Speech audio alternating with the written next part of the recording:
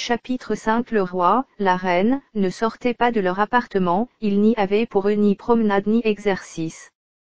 Dans Paris on les regardait comme prisonniers, on les plaignait.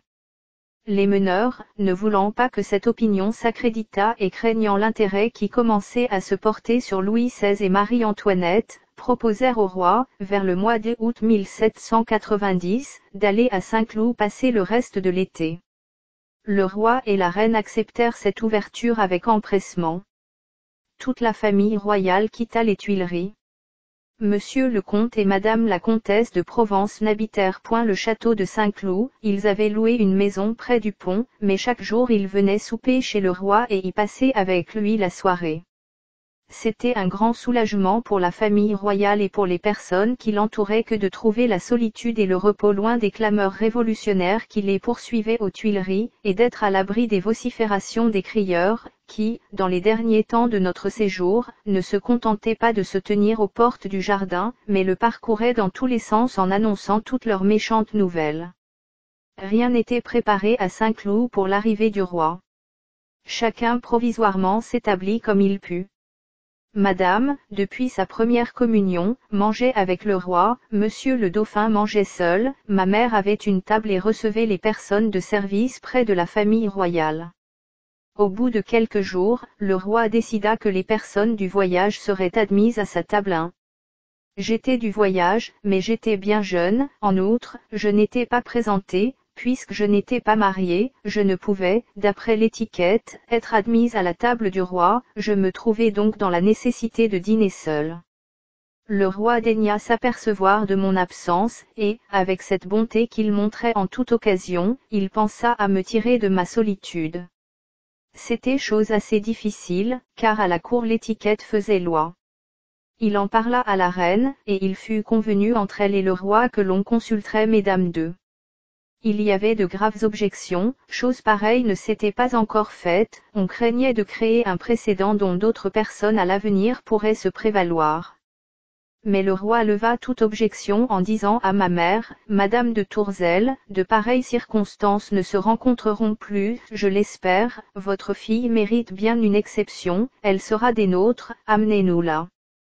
Le lendemain, sous la conduite de ma mère, je me rendis dans le salon du roi à l'heure du dîner. Quand le roi parut, ma mère me mena à lui pour le remercier de sa bonté, il me dit quelques mots obligeants, mais la reine me combla de témoignages d'intérêt et de bienveillance. À dîner, la place du roi, celle de la reine et de madame Élisabeth étaient marquées, ils appelaient près d'eux les personnes qu'il leur convenait de désigner. Madame était toujours à côté de la reine, et il y avait une place vide entre elle et ma mère. Pour mon début je fus appelée près de la jeune princesse. Quand monsieur le comte et madame la comtesse de Provence étaient présents, ils usaient aussi du droit de se donner pour voisins qui leur convenait. Tous les jours, après dîner, ma mère allait chercher monsieur le dauphin, qui se réunissait à sa famille. Le roi, la reine, madame Élisabeth, jouaient au billard, les autres personnes, dispersées dans le salon, causaient ou regardaient jouer. Cette partie durait environ 1 heure, après quoi on montait en calèche et l'on allait promener dans les environs. Le roi n'était jamais de ses courses, sa promenade se bornait à l'intérieur des jardins.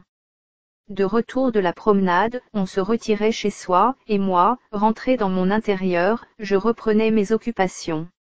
À l'heure du souper, ma mère, tenue près de monsieur le dauphin, ne montait que lorsque l'on était au moment de se mettre à table, mais, le roi et la reine se rendant au salon avant le moment du souper pour y recevoir monsieur le comte et madame la comtesse de Provence, il n'eût point été convenable que j'arrivasse après leur entrée dans le salon, ma mère me confiait alors ou à la princesse de Chimay, ou à la duchesse de Duras comme à des mentors, et j'ai toujours eu à me louer grandement de leur bonté. Au souper, comme au dîner, les princes appelaient près d'eux la personne qu'ils voulaient favoriser de cet honneur, très souvent le roi me donnait cette marque de bonté, je ne me trouvais point embarrassé du tout près de lui, sa douce bonté, sa simplicité, m'encourageaient. Il n'en était pas de même quand monsieur le comte de Provence me faisait l'honneur de me mettre près de lui, il avait tant d'esprit, qu'il m'ôtait le peu que je pouvais avoir, ses belles phrases me réduisaient au silence, je retrouvais là ma timidité tout entière.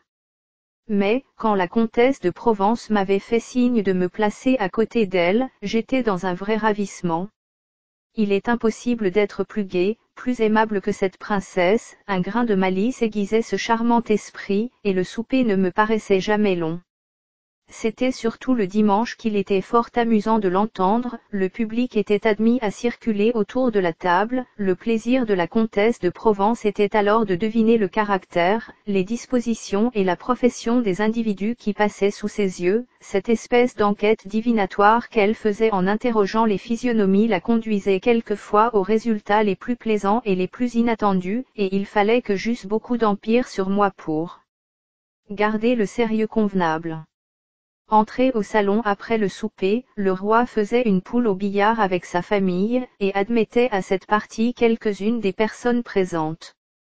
Je suivais le jeu avec quelque intérêt. Le roi me dit un jour, « Pauline, savez-vous jouer au billard ?» « Non, sire, répondis-je. »« Ah ! Ah ! Il faut que vous sachiez jouer au billard, je me charge de votre éducation, et je vous donnerai des leçons. » Effectivement le lendemain, après le dîner, et la partie de la famille finie, il me donna la première leçon, et tous les jours il eut l'extrême bonté de continuer ce qu'il avait commencé. C'est donc à lui que je dois de pouvoir vous battre aujourd'hui, mes chers amis. Je profitai des leçons d'un si bon maître, et, au bout de peu de temps, je fus admise à la poule du soir, il m'arrivait quelquefois de tenir une des dernières. Une fois, resté seul avec monsieur le comte de Provence, après une lutte de quelques instants, il eut la grâce de jeter sa bille dans une blouse, et la poule m'appartint. J'eusse peut-être désiré que sa perte eût paru moins volontaire, mais la galanterie était grande, et mon embarras presque aussi grand. Le temps du séjour à Saint-Cloud fut calme, on y jouissait d'une espèce de liberté. La gaieté du lieu, la beauté des promenades, l'éloignement de Paris, cette fournaise où la Révolution fourbissait ses armes, nous rendaient une sorte de tranquillité. On ne voyait plus les événements qu'en perspective, au lieu de se trouver dans l'ardeur de la mêlée. J'y ai été relativement heureuse. Admise dans l'intérieur de la famille royale, j'y avais trouvé des jouissances de plus d'un genre. Les circonstances, en me rapprochant de Madame Royale, me firent connaître son excellent cœur et ses précieuses qualités, et c'est de ce séjour à Saint-Cloud que je peux dater le commencement de cette amitié et de ces bontés dont elle m'a toujours donné depuis de si doux témoignages. On revint à Paris à la fin du mois d'octobre 1790, et là on retrouva cette gêne, cette contrainte, ce voisinage d'une population malveillante et bruyante, ces inquiétudes que le séjour de Saint-Cloud paraissait avoir un peu allégées. Je fis, à cette époque, une absence de quelques jours. Messieurs m'emmenèrent à Gesvres, chez le duc de Gesvres III, où il m'arriva quelque chose qui nous intrigua beaucoup. La poste m'apporta un jour une grande lettre avec enveloppe et timbre de Paris. À moi une si grande lettre. Que pouvait-ce être? Je l'ouvre et n'y trouve autre chose qu'une feuille imprimée, détachée du Mercure de France, nous lisons c'était un logogriphe, on cherche on devine. Le mot était Pauline.